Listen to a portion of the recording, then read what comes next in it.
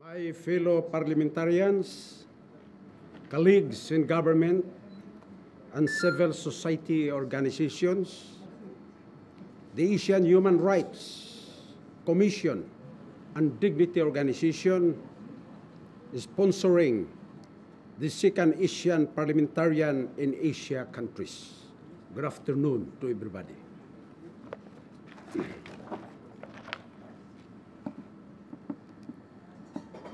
My heartfelt felicitation to all of us in this remarkable gathering of Asian parliamentarians at the heart of this chilly but warmly embracing city of Hong Kong.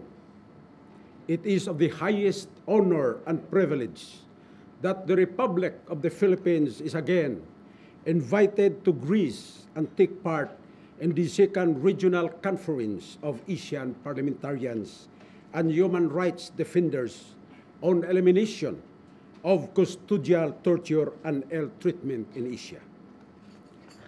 In as much as the Philippine human rights situation has been a recurrent cause of concern for the Asian Human Rights Commission in the past years, we assure all of you today that we have much insights to offer, the numbers to share in this momentous conference.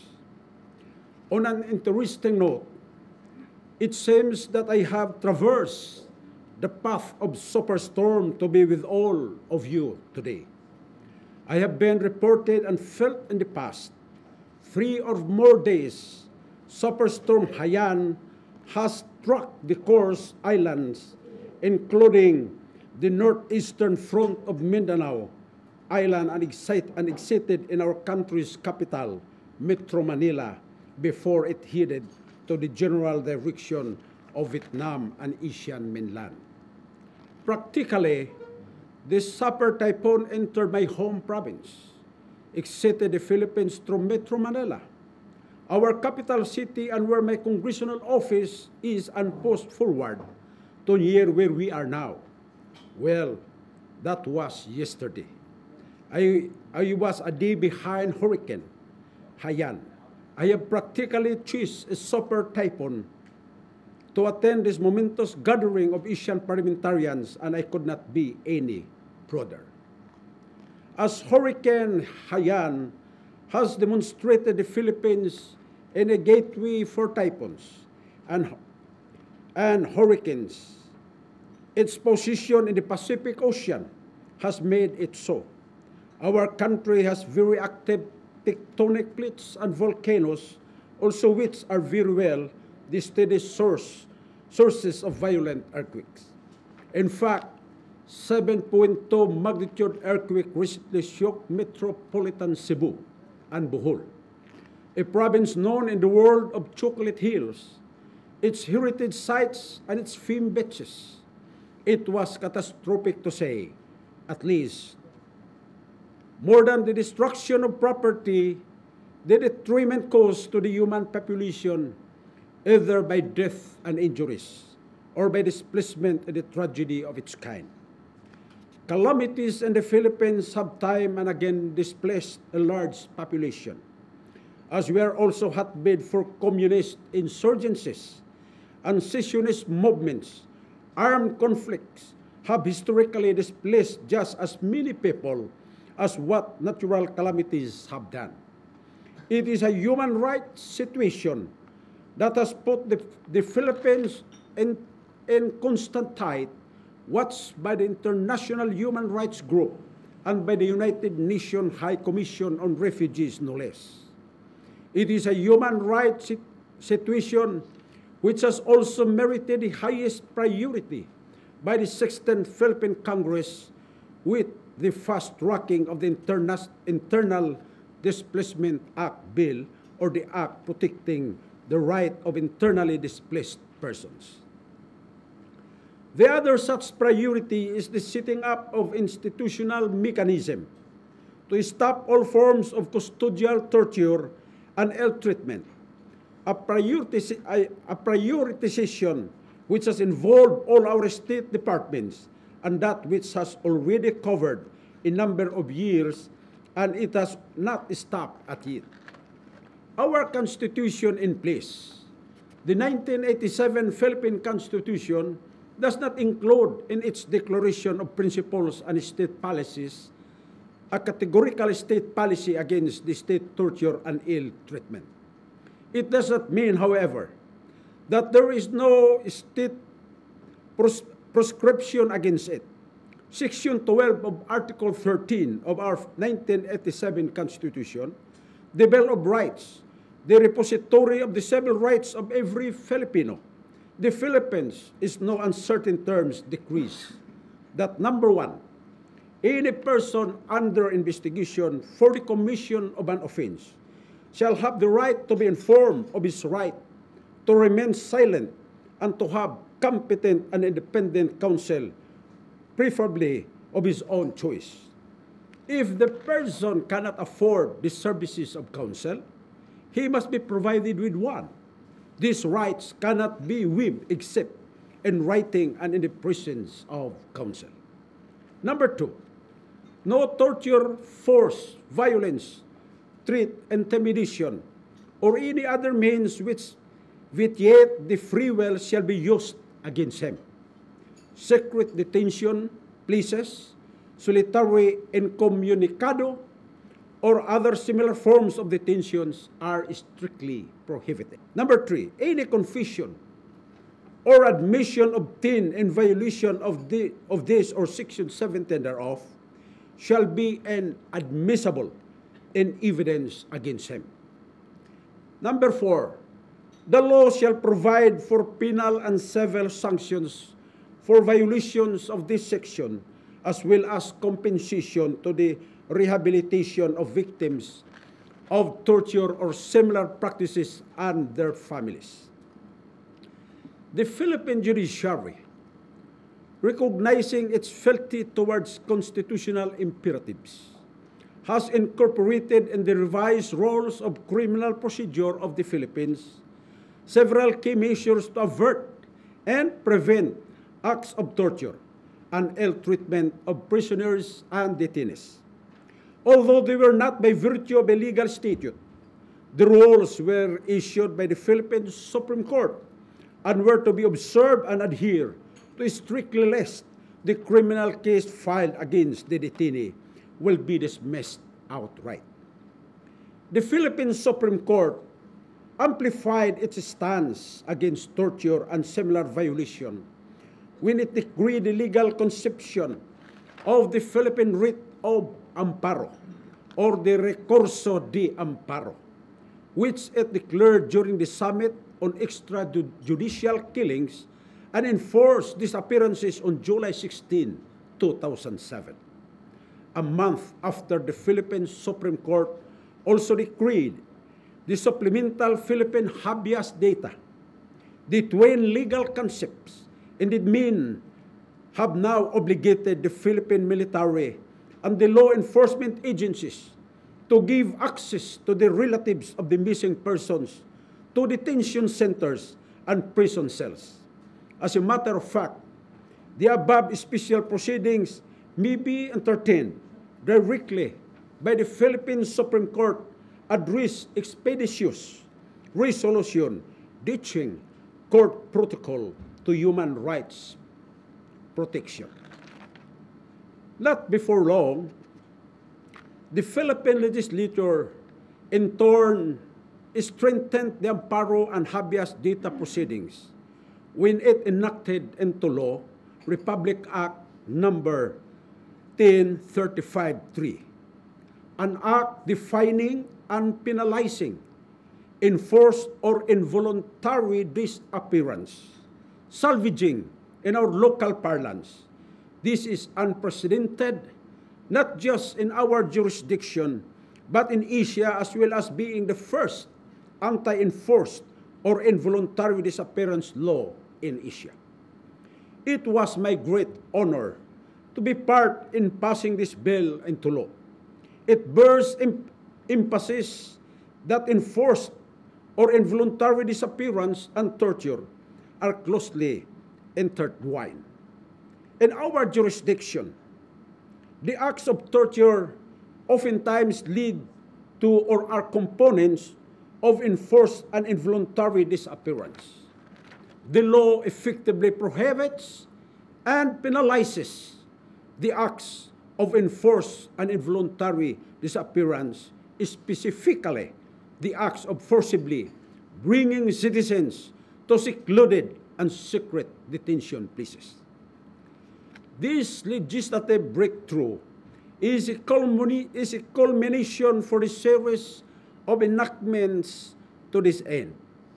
On July 27, 2009, the Philippine legislature enacted into law Republic Act Number 9745, the law which penalizes torture and other inhuman and degrading treatment or punishment. It was one of the first anti-torture laws in this part of the globe. In essence, our anti-torture law is the most definitive and the only institutionalized mechanism of this nature in our body of laws. I was part of that historic initiative of the 14th Congress of the Philippines, and I proudly say now that it was no easy feat as we secure its passage through the wringer. The Philippine anti-torture law ushered a remarkable paradigm shift in the perception, understanding of the deference to the constitutionally enshrined rights of every Filipino to be totally immune from torture and other inhuman and degrading treatment. Not before long, the provisions of the newly minted law have become the foundations in the prosecution and eventually conviction of a police chief accused of serial and systematic torture of detainees and of salvaging or extrajudicial killing of suspected petty criminals. The provision of the anti-torture law are not simply a passing fancy, not crafted in empty letters. A testament of this living statute is the ongoing prosecution for acts of torture of Manila Police Senior Inspector Joselito Binayog and his team.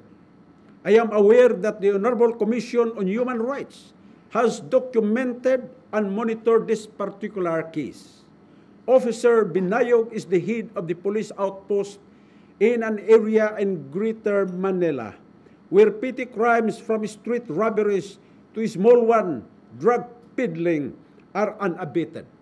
He was notorious for committing horrible acts of torture to street criminals caused by his operatives. Worse, almost always those who were subjected to torture were often come dead days after, usually badly mutilated and maimed. In fact, a son of a neighbor in my hometown, Tubod, Surigao del Norte, who was a construction worker in Manila, ended up dead after being detained in Officer Binayog's police outpost. He suffered a lot. His penis was split and his body is bored with stabs. We pursue cases against Officer Binayog, but the criminal case filed by the boy's parents did not prosper because the witnesses were afraid to testify against the fearsome police officer. It was fitting, those months after the passage of the Philippine anti-torture law, a video circulated in the internet showing Officer Binayog torturing a detainee who was later identified as the already deceased Darius Evangelista. As murder charges cannot be easily filed without the assistance of the relatives of the deceased and witnesses to the crime, the Department of Justice of the Philippines stepped in by filing charges based on the anti-torture law as shown in the video. Officer Binayog and his men were removed from the police service. They disappeared and went into hiding fearing arrest. He was finally arrested last April of this year, and the trial of his case finally started April 18, 2013. As it is in fact the case, the legislative and judicial initiatives to institutionalize Philippine anti-torture mechanism have already set through the fabric of national security dynamics and law enforcement. The past 3 years were a test of sorts in this respect, that the Philippines government has clearly passed. The number are unaccessible. The statistics are something we are very proud of. It is in this context that I am proud to submit to the Honorable Commission the following data of our shared consideration. The Philippine Commission on Human Rights, a constitutional office created under the 1987 Philippine Constitution. It is mandated to monitor and investigate human rights violation. Although lacking in prosecutorial powers, it has fastidiously conducted investigation on cases of torture. The Commission's recent data reveal that a total of 186 cases involving some 323 victims are under investigation, either motu proprio or on complaints of concerned parties within the period of the years 2009 up to August 2013. A closer look of these cases indicate that only a total of 105 cases involving 161 victims of torture have been allegedly committed under the administration of President Aquino halfway through his term, a big improvement from the record of the previous administration. On the other hand, official record from the Philippine National Police indicate that there has been a 64% decrease in reported human rights violation from 2010 to 2011, or a total of 90 cases only, as compared to an annual average of 139 cases within the period of 2002 to 2009. Moreover, the report has shown that there has been a step 69% decline in the reported cases of alleged extrajudicial killings from 2007 to middle of 2010. The figures continue to diminish until the present year. As I have earlier mentioned, the Philippine legislative mill has not stopped in addressing pressing human rights concerns. Relevant human rights law were passed by the Philippine legislature in the 14th and 15th Congresses, what has been dubbed as the triumvirate of key human rights legislation have been enacted into law.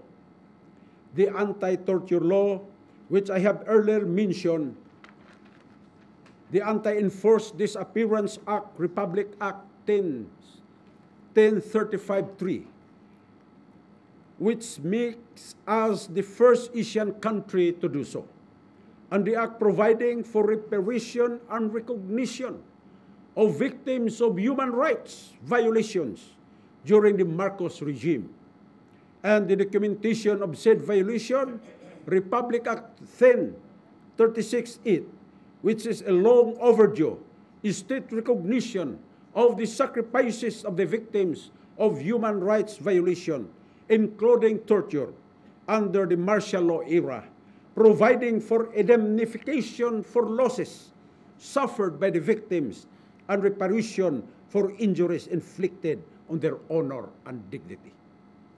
Another related piece of legislation that was enacted in the law to be observed during armed conflicts, the Philippine Act on Crime Against International Humanitarian Law, Genocide and Other Crimes Against Humanity, Republic Act number 9851, which classifies torture both as a crime against international human IHL and a crime against humanity. The Philippine government takes much pride in declaring before this August Assembly that it is one of the few countries which is compliant with the ratification of the United Nations Convention against Torture and its optional protocol, the passage of the Anti-Torture Law and the Witness Protection Law. The Philippine National Police has also considerably taken laudable steps to address torture and ill treatment. It has launched its own Human Rights Development Program, or LOI, Pamana 55-7, PNP Human Rights Affairs Office, and Human Rights Desk nationwide.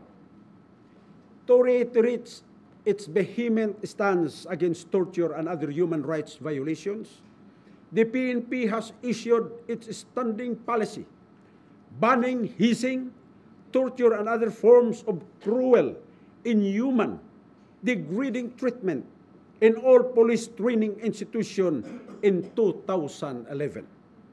There is also a continuing information and education campaign on the anti-torture laws, including the introduction of modules on human rights and anti-torture laws in all PNP, mandatory and special training courses. And even sports events such as BASTA, Run Against Torture, BRAT Marathon, CHR, which has been in effect since 2009, explicitly allowing the Commission to visit any police lock-up cell in the country in coordination with the concerned PNP unit office. All these initiatives will be certainly sustained with the increase of the annual budget of the Philippine National Police from 67.40 billion Philippine pesos in 2013 to 71.95 billion Philippine pesos in 2014, with noted increase in its crime investigation services and general administration and support. The Armed Forces of the Philippines is also in critical pace towards the elimination of torture incidents under its fold. The prevailing Philippine security agenda involves four specific. The institution has distributed and made mandatory the use of pocket cards on Miranda rights and basic roles of law enforcement, which includes text on the maxim, never use torture, cruel, inhumane, or degrading treatment. It is never justified. The Philippine Police has recently shown to be fully compliant with the provision of Republic Act 9745, which mandates regular conduct of inspection in all lock-up cells under PNP control, and the complete list of names of detainees and other details are submitted to the CHR. The PNP inked a memorandum of understanding to uphold visitors' powers of the elements. These are governance, delivery of basic social services, economic reconstruction, and sustainable development and security sector reforms. The Armed Forces crafted the Internal Peace and Security Plan, dubbed as Bayanihan, to be implemented from 2011 to 2016. It adopts a two-pronged approach to win the peace and not just to defeat the enemy. These are the whole of nation approach. And the people-centered security, human security approach. In its conduct of military operations, the armed forces of the Philippines shall be guided by strategic imperatives of adherence to human rights, IHL and the rule of law, and involvement of all stakeholders.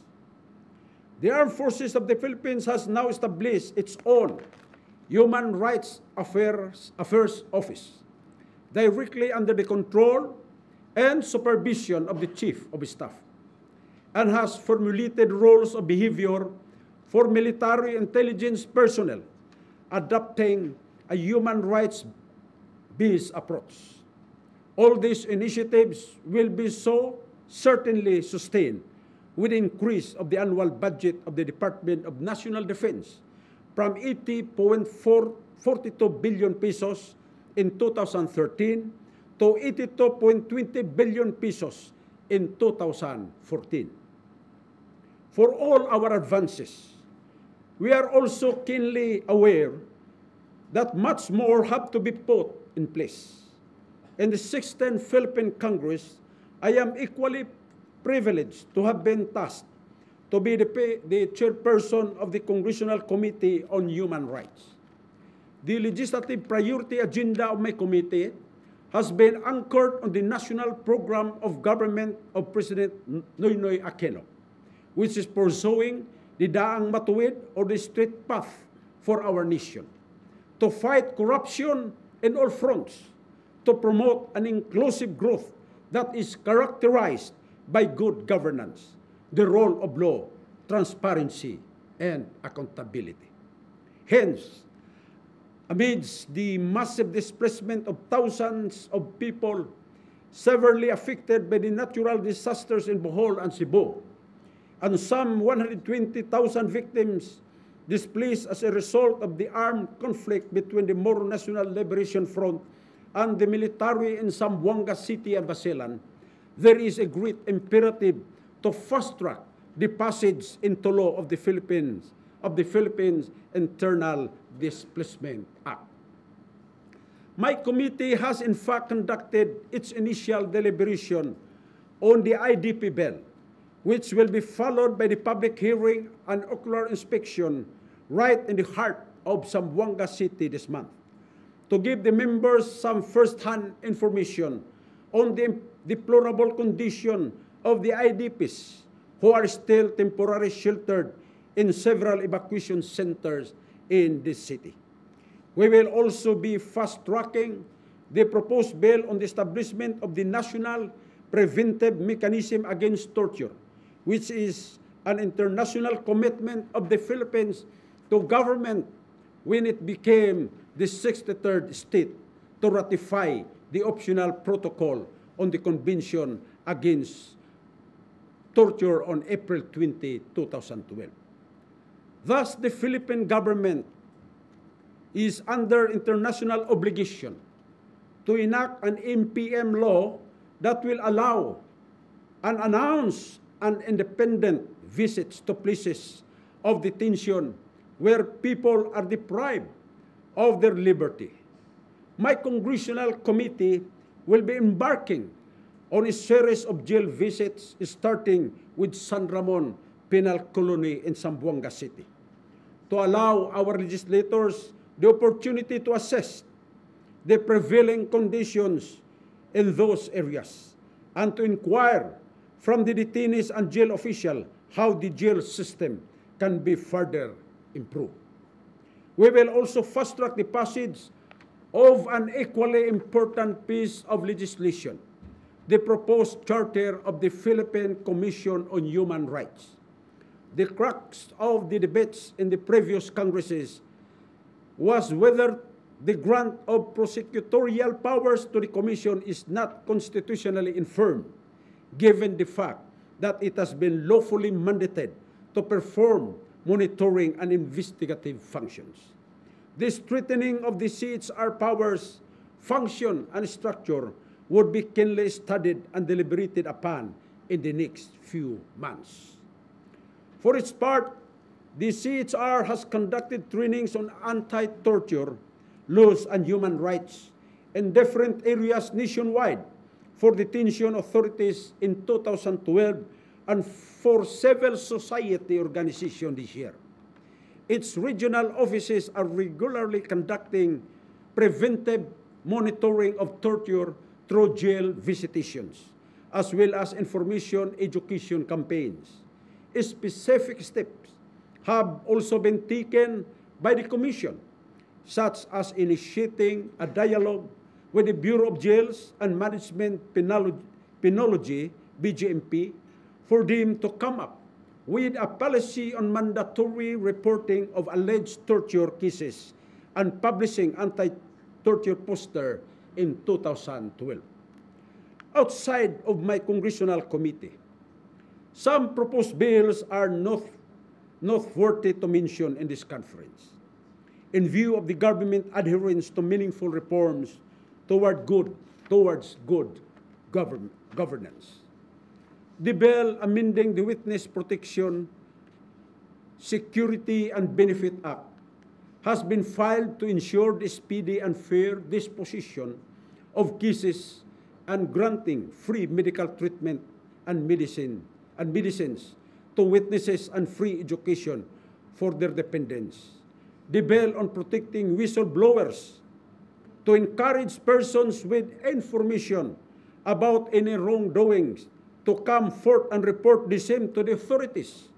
The bill classifying and penalizing extrajudicial killing as a heinous crime, which defined as a crime committed by any public officer, persons in authority, or agent of persons in authority, who shall kill any person as defined under Article 248 of the Revised Penal Code.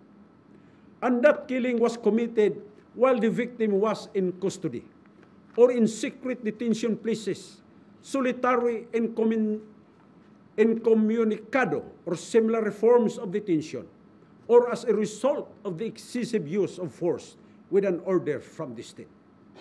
Reforms in the criminal justice system are also given primary consideration, and bills establishing an integrated jail system and strengthening the probation system, and the bill establishing a new military justice system which updates Commonwealth Act of 408 constituting the Articles of War have also been filed in Philippine Congress.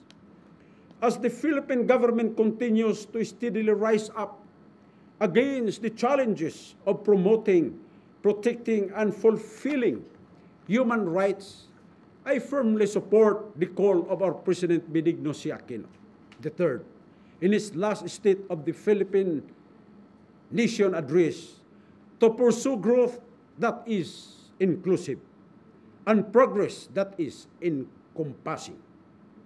For little would our economic advances mean if we cannot accord each of our citizens the dignity and respect that every human individual rightfully deserves. I share fully well the premise that put forward by the Asian Alliance Against Torture and Ill Treatment, that widespread practice of torture is incompatible with equality and freedom and negates the fundamental premises of democracy. I enjoin all of you, my fellow parliamentarians, colleagues in government, and civil society organizations. Let us seize the day. Let human rights take its roots deep within the bedrock of our respective democratic institutions. For only then can we really enunciate that the democratic foundations we have so far built are genuine and will stand the test of time. Thank you, and again, good afternoon.